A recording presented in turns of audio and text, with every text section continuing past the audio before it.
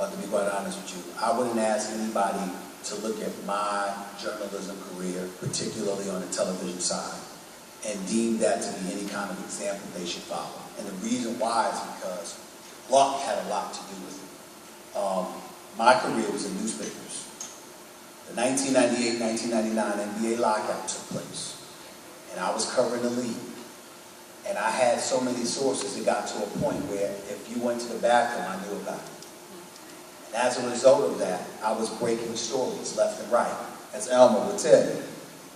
And so when I was breaking those stories, what transpired was the television networks were reading the paper.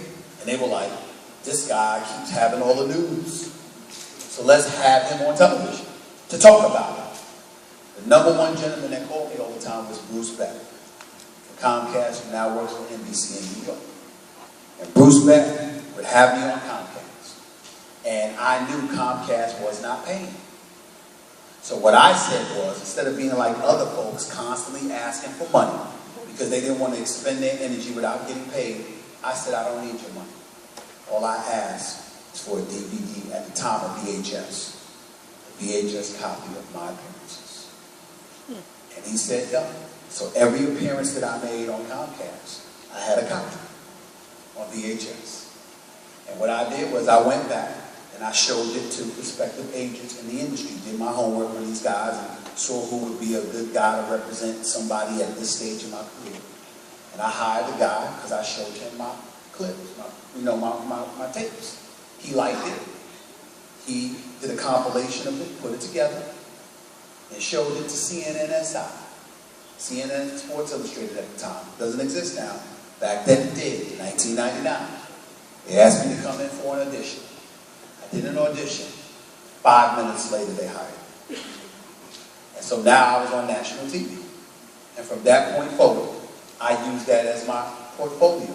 One of the beauties of what I did was that I put myself in a position where my talent couldn't be denied because it was exposed to the public.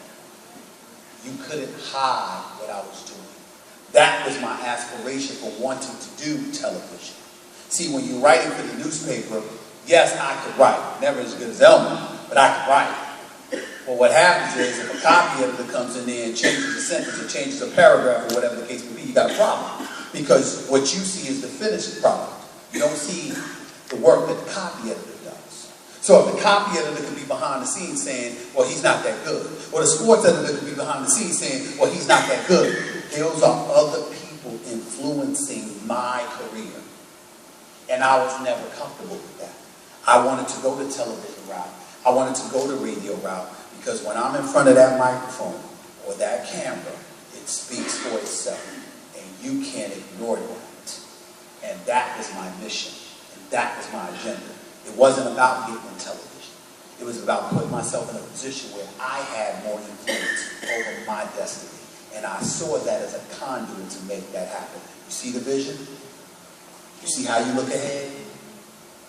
People want to know now, I'm at ESPN, what are you going to do next? None of your business. But I know what I'm plotting. I'm always on the move. I'm never satisfied. And I ain't satisfied. Thank you. Valentine Mosley, a recent graduate of